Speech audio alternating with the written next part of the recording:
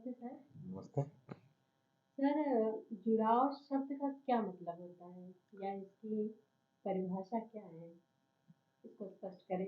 देखिए, आपने योग शास्त्र में सुना होगा एक योग शब्द। इस योग का मतलब होता है जुड़ना। ठीक। जी।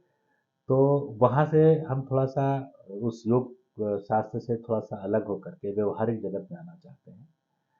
व्यवहारिक जगत में हमने देखा कि हर व्यक्ति जो है वो निरंतर आगे बढ़ना चाहता है। आज के माहौल को मैं देख करके बात कर रहा हूँ। जी। जो आज का जो माहौल चल रहा है उसके हिसाब से तो जो हर व्यक्ति है वो निरंतर आगे बढ़ना चाहता है।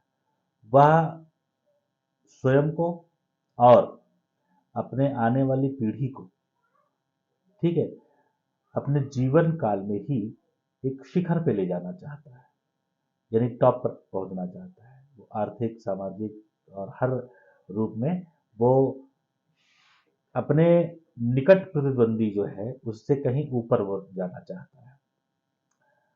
ठीक है, जाना भी चाहिए निसंदेह, बिल्कुल, ये उचित भी है। लेकिन ये जो महत्वाकांक्षा की जो प्रतियोगिता है, जी। ठीक है, ये आधुनिक दौड़ में जो शामिल है, ये हमसे बहुत सारी चीजों को छीन ले रहा है। बोले ना, हम्म। महत्वाकांक्षा का मतलब इस शब्द को स्पष्ट कर देना जरूरी है। जी, जी सर। हम किसी चीज को देखते हैं या किसी चीज को जब, हाँ, देखते ही है तो हम उसकी चाहत कर बैठते हैं, उसको हम पाना चाहते हैं और पाने के हमारी डिमांड के हिसाब से, हमारी मांग के हिसाब से उसकी वैल्यू बढ़ जाती है। वैल्यू मतलब महत्व। जी। यानी कि हमने किसी चीज को एक महत्व दिया और महत्व देने के बाद मैंने उसकी आकांक्षा कर ली, उसको प्राप्त करने को, उसको पाने की कोशिश में लगे हुए हैं।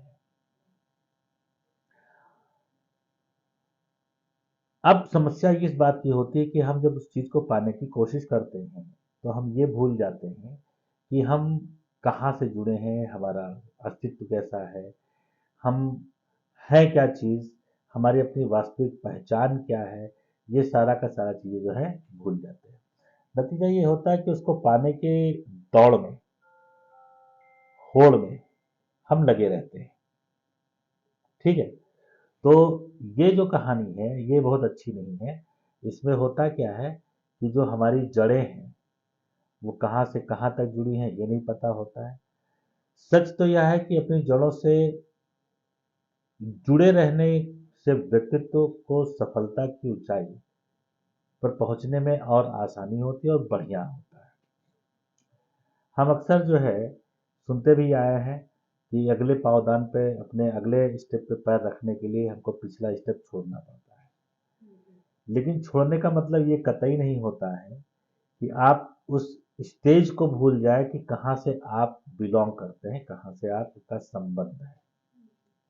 ये जो भूल जाना है ये खतरनाक स्थिति होती है। कब? जब आप ओल्ड एज में पहुंचते हैं, आप जब सारा कुछ कलेक्ट कर लेते हैं, खूब ढेर सारा मेहनत करते हैं और जबकि आप जानते हैं इस भौतिक जगत का जो कोई मतलब नहीं, लेकिन फिर भी इस भौतिक जगत को इकट्ठा करने में आप लगे रहते हैं। जो संसाधन हम लोग इकट्ठा कर देते हैं। हाँ, जी। जबकि जीवन का आनंद जो है वो भौतिकता को इकट्ठा करने में नहीं, भौतिकता को का सदुपयोग, सही तरीके से उसका उसका उपभोग करने से ही जो है जीवन का आनंद मिलता है। तो होता यह है कि अक्सर जो है लोग इस होड़ में अपने जो निकट संबंधी होते हैं और तमाम सारे भाई बंधु जो होते हैं उनको पीछे छोड़ जाता है, उनको भूल जाता है। और नतीजा ये होता है कि जब सबको ढेर सारा कलेक्ट होता है तो उस कलेक्शन को वो शेयर करना चाहता है, लोगों में बांट करके उसका आनंद लेना चाहता है।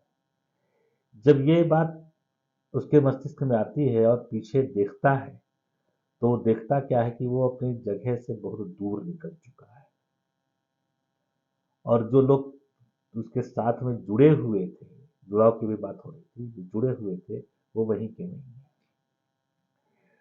जुड़ाव को स्पष्ट करते हुए थोड़ा सा इधर हम पहले देख लें फिर दूसरी जगह हम स्पष्ट करेंगे। तो क्या होता है कि अब जब शेयर करने की बात आती है तो पता चला कि कोई नहीं। मतलब कोई भी पेड़ अपनी जड़ों से अगर उखड़ जाए, यानी जमीन से उखड़ जाए, तो बहुत दिनों तक सरवाइव नहीं करेगा। और जब ऐसी कंडीशन आती है तो वो नितांत अकेला महसूस करता है। उस समय उसको कोई और नहीं समझ में आता है कि जो उसके साथ में चले थे, जो उसके साथ अपने दिनों तक रहे थे, उन्हें उसने छोड़ दिया है। और फिर वो जो अंतिम अवस्था होती है इंसान की, वो बड़ी ही परेशानी और दुखमय वाली होती है। क्योंकि अक्सर ये देखा गया है कि जो बीच में लोग जुड़ते हैं, वो गहन स्वार्थ के परिणाम स्वरूप आपसे जुड़ाव उनका होता है। सर कहीं ना कहीं जैसे प्राथमिक स्टेज से जुड़ा होता है इंसान, हाँ, एक शुरुआत में होता है जो जैसे हाँ माँ बाप से है, जैसे तो माँ माँ बाप बाप से है, भाई बहन से है, वो जुड़ाव आपके प्राथमिक स्टेज पर है, बचपन से ही होता है। वहाँ होता है स्वार्थ, ऐसा नहीं हम कहते कि वो निस्वार्थ होते हैं, कहीं ना कुछ स्वार्थ निहित होता है। जैसे पिता माता पिता का बच्चे को लालन पालन बड़ा करना, पढ़ाना लिखाना और इस स्टेज पहुंचा देना जहां वो अपना अपना खुद का जो सामाजिक प्रतिष्ठा और कुछ अपना कर सके। तो होता यही है कि वो इसलिए नहीं करते, वो सोचते हैं कि वृद्धावस्था में उनका वो सहारा बनेगा। आधुनिक समाज में इसके उल्टा देखा जा रहा है लगातार। हम जब भी सोशल स्टडी करते हैं, सामाजिक अध्ययन कर रहे होते हैं, कई लोगों से इंटरेक्ट होते हैं, तो पता चलता है कि उनके घरों में बड़ी आफत मची हुई है। बेटा बेटी कोई भी किसी के कहे में नहीं है। ऐसे में निराशाजनक स्थिति जो है वो उत्पन्न होती है, खासकर उन वृद्धों के लिए जिन्होंने अपने बच्चों से एक आशा पाल रखी होती है कि वो उनके वृद्धावस्था में मदद करें। हालांकि इतिहास दोहराता है, आज उनके साथ ऐसा हुआ है तो कल उनके साथ भी होगा। कभी वो भी माँ बाप बनेंगे। बिल्कुल, ठीक है। सीधी सी बात है कि हम जो बोते हैं वही काटते हैं। ठीक है, वो चाहे आप कोई जानबूझ के काम कर रहे हो, चाहे अनजाने में कर रहे हो। मन से भी अगर आपने किसी चीज के लिए विचार किया हुआ है, कोई विचार आया है, तो उसका परिणाम आपको मिलेगा जरूर। उदाहरण बता देते हैं इसका भी, स्पष्ट कर देने तो समझ में नहीं आएगा। जैसे हम मान लीजिए किसी घृणित वस्तु को या घृणित घटना को या कोई भी ऐसी घृणित चीज को हम विचार कर लेते हैं तो हमारा मन खराब होता है। क्यों? क्योंकि वो विचार जो है आपके अंदर हार्मोन्स और एंजाइम्स को सीक्रेट करते हैं उसी तरह से। इसीलिए जो है आपका मन खराब होने लगता है, कभी कभी वोमिटिंग हो जाती है, वमन हो जाता है, उल्टी हो जाती है। जबकि अगर वो विचार नहीं है तो आपके मन में कोई किसी भी तरह का, यानी आपके शरीर में किसी तरह का प्रभाव नहीं पड़ता है। इसका मतलब है कि छोटी चीज जो है, किस तरह से एक विचार, एक शब्द, ठीक है, एक घिनौना शब्द आपके मस्तिष्क में जा करके आपके पूरे शरीर की पूरी व्यवस्था को डिस्टर्ब कर सकता है, परेशान कर सकता है। तो इसका मतलब यह है कि विचार भी अगर आप कोई इस तरह का करते हैं तो उसका प्रभाव, इम्पैक्ट जो है आपके जीवन पर अवश्य पड़ेगा। आप उससे बच नहीं सकते। कारण यह है कि बुद्ध का कार्य कारण का सिद्धांत भी काम करता है कि क्रिया, और साइंस का जो क्रिया प्रतिक्रिया का नियम है वो भी काम करता है। आप जब भी कोई काम करते हैं तो उसके रूप में कोई प्रतिफल आपको अवश्य मिलता है। काम किस रूप में किया गया है, कैसा किया गया है, और प्रतिफल आपको क्या मिला है, और प्रतिफल का जो आनंद है, जो उसकी अनुभूति है या अनुभव है, वो आपका कैसा है। दुखद भी हो सकता है, सुखद भी हो सकता है। सुख और दुख वैसे वास्तव में नहीं है, ये सिर्फ मन की अपनी एक अवस्था है। मन मन जो है वो जिस अवस्था में रहता है या जिस चीज को जिस तरह से वो ग्रहण करता है, वो उसी तरह से उसको मिलता है।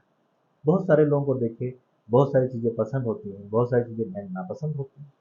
जो पसंद होती हैं वो उनके लिए सुखद है, जो नापसंद है वो उनके लिए दुखद है।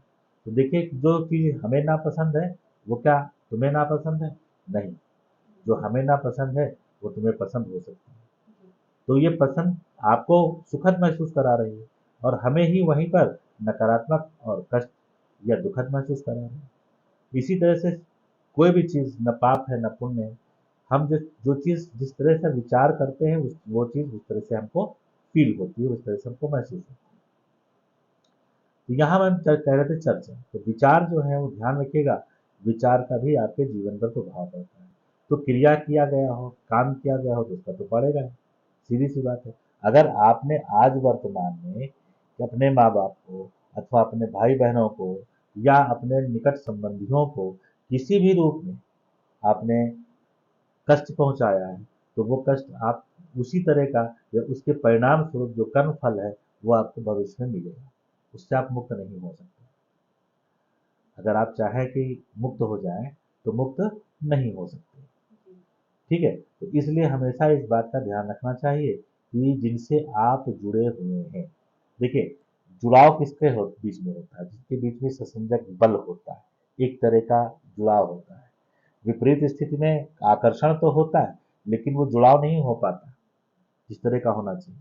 लोहे को लकड़ी से जोड़ेंगे नहीं जुड़ेगी, लेकिन लकड़ी को लकड़ी से जोड़ेंगे वो जुड़ जाएगी, लोहे को लोहे से जोड़ेंगे जुड़ जाएगी।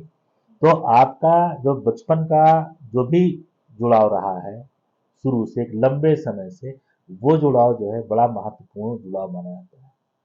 जो जुड़ाव आपने हमसे पूछा है मैं उसी पर बात कर रहा हूँ।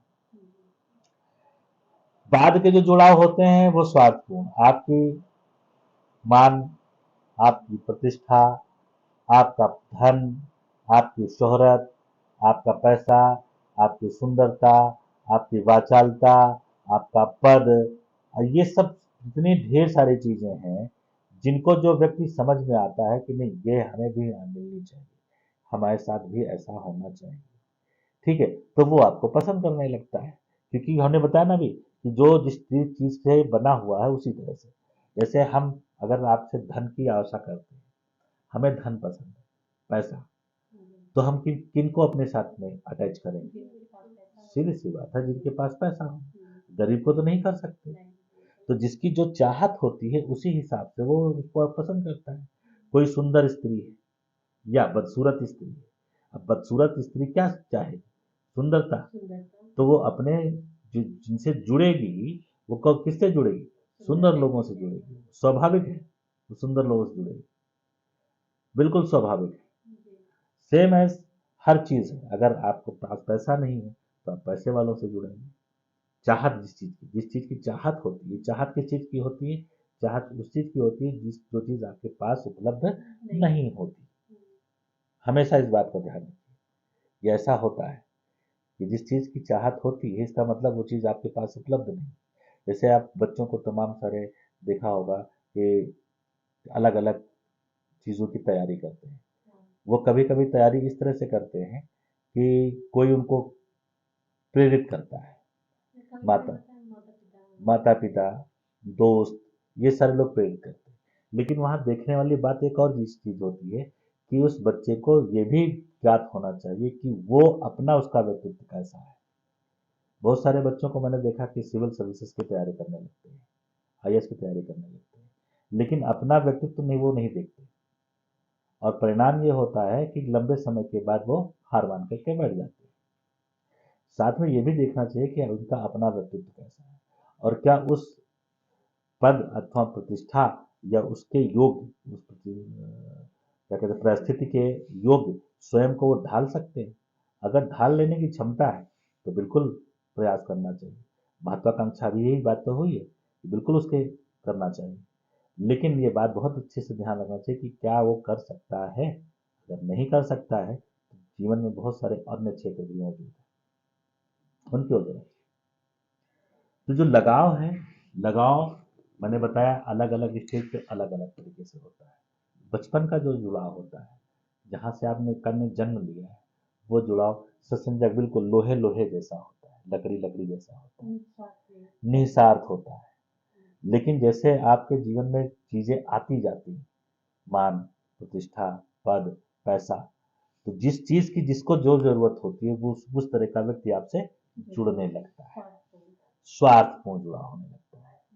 जबकि आपने अपने जीवन में ये तमाम सारी जगह देखा होगा कि बहुत सारे लोग, मैंने देखा, मैंने खुद भी देखा कि बहुत सारे जो बच्चे हैं वो अपने माता पिता को, भाई बहनों को छोड़ करके कहीं चले गए, विवाह कर लिया, सब कुछ पूरा जीवन दूर रहे। और लेकिन हमने एक चीज और साथ में देखी फिर कि वो लोग तो अपना स्वार्थ सिद्ध कर रहे होते हैं, जो बाद में जुड़े होते हैं वो आपके सम्मान का, आपके पद का लाभ उठा रहे होते हैं, आपके धन का लाभ उठा रहे होते हैं, आपकी हर एक चीज, हर एक तरह का जो व्यक्तित्व है जो आपने अपनी मेहनत से डेवलप किया है। ऐसा नहीं है कि उनके आने से हुआ, नहीं, आपने अपनी मेहनत से, बिल्कुल। और उस मेहनत में जो बचपन के खासकर लोग होते हैं वो बड़े सहयोगी होते हैं, उससे जो आपने अर्जित किया है, ठीक है, उस अर्जन का लाभ जो है वो दूसरे उठा रहे होते हैं। कभी कभी आप इतना मोह में फंस चुके होते हैं कि वो जो लाभ उठा रहे होते हैं वो आपको पता ही नहीं चलता कि वो लाभ उठा रहे हैं।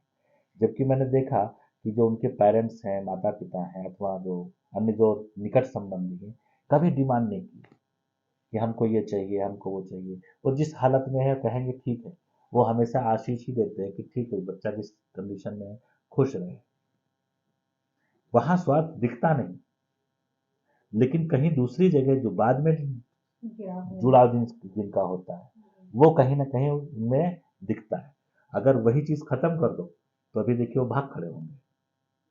अगर किसी की आपूर्ति, किसी की जो स्वार्थ है, धन का स्वार्थ है, और धन की आपूर्ति आपकी तरफ से हो रही, वो आपूर्ति बंद कर दीजिए, देखिए अभी कहानी क्या होती। वो फिर उस जगह पहुंच जाएंगे जहां उनको धन उपलब्ध होगा या जहां से उनकी आपूर्ति हो जाएगी। जो बाद के जुड़ाव होते हैं वो इसी तरह के होते हैं। तो जुड़ाव हमेशा ध्यान रखें, एक तो एक जैसी चीज में, उसी में ही हो सकता है, हाँ, उसी में हो सकता है, उसी में आनंद भी है। क्योंकि विपरीत स्थिति में आनंद नहीं, वहां संघर्ष स्टार्ट हो जाता है। तो ये बात जरा ध्यान रखना है, इसमें यही बात कही गई है। कहा गया कि आज व्यक्ति प्रगति के नाम पर सब कुछ छोड़ अपनों से, अपनी सभ्यता और संस्कृति से दूर होता चला जा रहा है। एक ऐसा समय भी आता है जब असीमित समय संसाधन जुटाकर बनाया अपना संसार उसे अधूरा लगने लगता है। वो स्थिति कब होती? वो होती ओल्ड एज। और उस समय क्या चाहता है? उस समय चाहता है कि समस्त बटोरी ही संपदा अपनों से साझा करे, लेकिन वो अर्थहीन सी लगने लगती। क्यों? क्योंकि पीछे जो वो भागता चला आया है और एक बार भी उसने पीछे मुड़ करके नहीं देखा,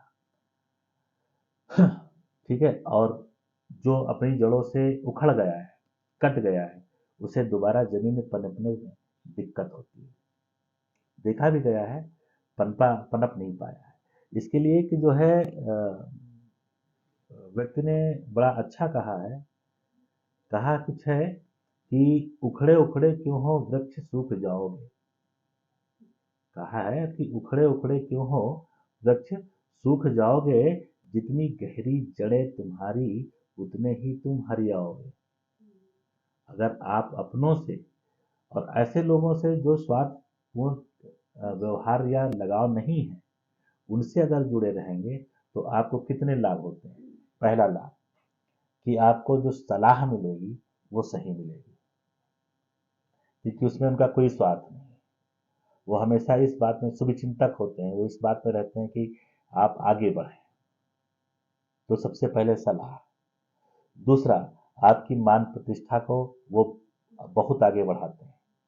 जो स्वार्थी व्यक्ति होता है वो अपना या अपने घर के आसपास तक ही बताता है, लेकिन जो आपसे जुड़ा है बचपन से, माँ बाप है, भाई बहन है, निकट संबंधी हैं, तो वो एक जगह से नहीं, वो अपने, वो जब जानते हैं कि हाँ हमारा बेटा, हमारे भाई, हमारा जो ये संबंधी है वो इस पद पर है, तो उस पद की जो बात है वो अपने सभी रिश्तेदारों में, सब जगह जहां जाएगा वहां गाता है कि हमारे ये फलाने, वो हमारे धमाके ऐसे, वो भैया ऐसे हैं।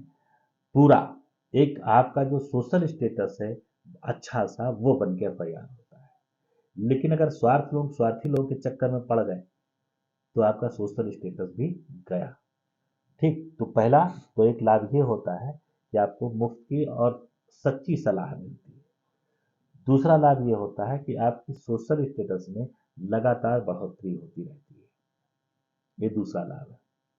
तीसरा लाभ ये है कि आपकी किसी भी बुरी कंडीशन में, नकारात्मक स्थिति में, हर वो व्यक्ति जो आपसे निकट संबंध रखता है और निस्वार्थ, वो आपके पास खड़ा होगा। ये तीसरा लाभ है। वृद्धावस्था में आपको सपोर्ट मिलेगा।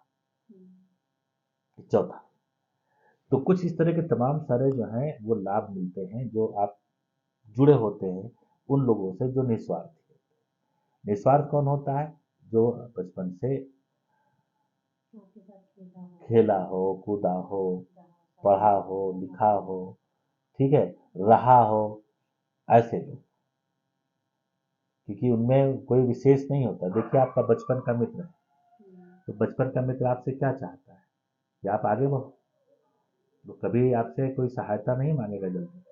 इस पर एक आपने पौराणिक कथा सुदामा और कृष्ण की सुनी होगी। सुदामा नहीं जा रहे कृष्ण के पास, उनकी पत्नी ने उनको जबरदस्ती भेजा था, और तब भी गए, फिर भी देखो उन्होंने मांगा कुछ नहीं। मित्र होने के नाते उन्होंने कुछ नहीं मांगा। वो असली मित्र था। ये मित्रता है। संबंधी हमेशा ध्यान रखें, संबंधी हमेशा कहीं ना कहीं किसी न किसी स्वार्थ से जुड़ते हैं, लेकिन मित्र जो होता है आपका, वो आपके से ज्यादातर, अगर जो बचपन का है, वो आपसे जब जुड़ेगा तो निस्वार्थ जुड़ेगा। उसका आपसे, आपकी मान प्रतिष्ठा से, तो वो हर जगह जाके कहेगा मेरा दोस्त ये है, मेरा दोस्त वैसा है। लेकिन आपने अगर उससे भी अपने संबंध खराब कर लिए, तो ऐसी कंडीशन में फिर सोचिए, आपकी जो सामाजिक प्रतिष्ठा है वो तो गई। ठीक, तो यहाँ पर ये बात जरा ध्यान रखने वाली बातें होती हैं। तो यहाँ हमें कहा गया कि वास्तव में अपनी प्रासंगिकता बनाए रखने के लिए व्यक्ति को अपनी जड़ों से जुड़े रहना अनिवार्य है।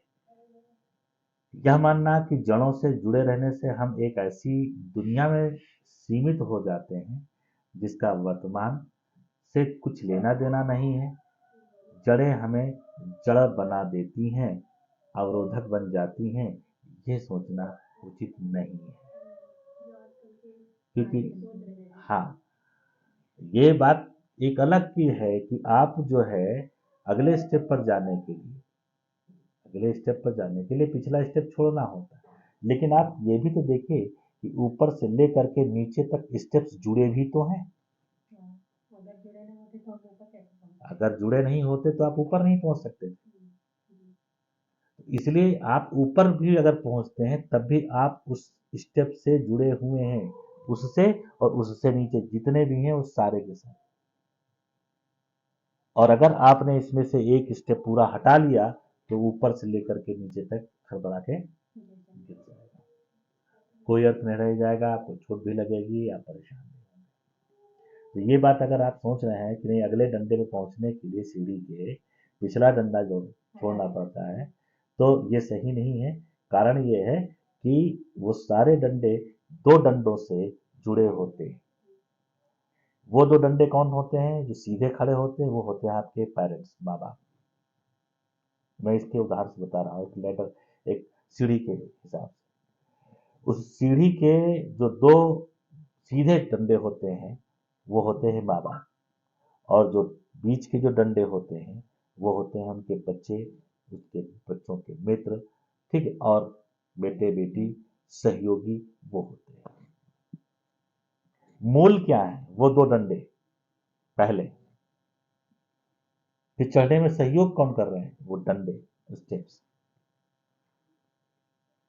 अब अगर हम सोचे कि नहीं हम बीच से बिल्कुल खत्म कर दें, जमीन से सीढ़ी को बिल्कुल हटा दें, ऊपर पहुंच गए हैं ऊपर वाले डंडे पे, तो नीचे से हटा दें, तो क्या होगा? आप नीचे गिर पड़ेंगे। तो ये बात ध्यान रखनी है। तो जुड़ाव संबंधी जो ये बात है, एक तो ये है। दूसरा जो बात है वो ये है कि हम जब किसी चीज से जुड़ते हैं उसको कहते हैं योग। अब आते हैं योग शास्त्र में। योग में हम किसी चीज से जुड़ते हैं, अध्ययन से, किसी खेल से, किसी व्यक्ति विशेष से, अथवा किसी कार्य से, जिस चीज से भी जुड़ते हैं उसमें हमें योग साधना, दो शब्दों का अक्सर इस्तेमाल आपने देखा सुना होगा, तो योग और साधना। तो योग क्या करता है, जोड़ता है, और साधना का मतलब होता है उसमें लगातार प्रयासरत रहना, जुड़े रहना, अलग ना होना। हम जब किसी कार्य को करते हैं, साधते हैं जिसको कहने हैं, तो अक्सर हम करते क्या है कि साधना, योग तो होता है लेकिन साधना का अभाव होता है। सर साधना क्या है? हाँ, मैं वही बता रहा हूँ, साधना का अभाव होता है, मतलब हम किसी कार्य को शुरू तो करते हैं लेकिन जो कंटिन्यूटी होती है, जुड़ाव होता है, जो लगातार साधना का हिस्सा होता है, वो साधना मतलब साधे रखना, पकड़े रखना, छोड़ना नहीं, उससे डिटैच नहीं होना। जब डिटैच हो जाते हो तो फिर साधना कहाँ रह गई। पहले तो ये हो गया जुड़ाव, योग, फिर योग मतलब ये बना रहे, इसके लिए प्रयासरत रहना, ये हो गया साधना। तो साधना, योग के साथ साधना की जरूरत होती है, इसलिए दोनों शब्दों का अक्सर उपयोग होता है, योग योग साधना। तो हम जब किसी कार्य को करते हैं, मान लीजिए सपोज करिए कि आप किसी कंपटीशन की तैयारी कर रहे हैं, किसी प्रतियोगिता की, आप आईएएस की तैयारी कर रहे हैं, तो ये आवश्यक है कि एक जिस तरह का लक्ष्य है, लक्ष्य बड़ा है, आपने बड़े लक्ष्य का चुनाव किया है, आपने हिमालय पर्वत की चोटी पर जाने का चुनाव किया है। आप छोटे से विंध्याचल अथवा जो सिंपल पहाड़ है वहां पर आपने चढ़ने का नहीं, आपने हिमालय को चढ़ने, तो सीधी सी बात है वहाँ श्रम अधिक लगेगा, समय अधिक लगेगा, संसाधन अधिक लगेंगे, तमाम सारी चीजें अधिक लगेंगी। तो जब हम एक बड़े लक्ष्य को चुनते हैं तो बड़ा लक्ष्य, बड़ा श्रम, बड़ा समय, ठीक। और जितना बड़ा श्रम, ज्यादा जितना बड़ी श्रम होती है, जितना ज्यादा समय लगता है, उसमें जुड़े रहने की साधना भी उतनी ही टफ हो जाती है कि आप उस पथ पर लगातार कब तक लगे रहते हैं, सतत। अक्सर देखा गया है कि जो बड़े लक्ष्य होते हैं, क्योंकि आज का जो मनः स्थिति है बच्चों की, वो बड़ी डामाडोल है, कभी इधर तो कभी उधर, कभी इधर तो कभी उधर। तो उनके अंदर एक जो साधना, जुड़ाव होना और जुड़ाव के बाद साधना का होना, वो लगातार नहीं बन पाता। परिणाम ये होता है कि वो बड़ी जल्दी रूट बदल लेते हैं, और खासकर तब रूट बदलते हैं जब वो एक दो कदम निकट, बस एक दो कदम रह जाता है। आप कोई रास्ता है 100 कदम की, 100 कदम में आपने 95 कदम तो चल लिए, अब 5 कदम जो बचे हैं वो चलना उनके लिए भारू हो जाता है, क्योंकि उनको अब चलते चलते थक चुके होते हैं, हताश हो चुके होते हैं, परेशान हो चुके होते हैं। ऐसे में वो क्या करते हैं, वहां से वो स्विच कर जाते हैं, वहां से लौट जाते हैं। ये जो लौटना है ये बड़ा गड़बड़ है, क्योंकि आपकी तैयारी तो वहां 95% तक हो चुकी है, 5% वो वेट नहीं होता, वो धैर्य नहीं होता है। इसीलिए जो बड़े लक्ष्य होते हैं वो धैर्य के होते हैं। आपने देखा भी होगा, जब हम हिमालय पर चढ़ रहे होते हैं तो कई जगह स्टेप में रुकते हैं, ठहरते हैं, और जब छोटी सी कोई पहाड़ी पर चढ़ रहे होते हैं तो एक ही बार स्टार्ट किया और सीधे फाइनली ऊपर जाकर के रुके। तो कई पड़ाव होते हैं, इसीलिए बड़ी चीज में बड़े पड़ाव होते हैं। ये तो जो जुड़ना है और जुड़ करके सतत चलना है, ये भी एक तरह का जुड़ाव है। जब आप ये कर पाएंगे तभी आप जो है उस जगह पहुंच पाएंगे। बिल्कुल इसको यहाँ से भी रिलेट कर सकते हैं कि जैसे हम जमीन से जुड़े हुए हैं तो उस हिसाब से हम काम करेंगे। ठीक, आज हम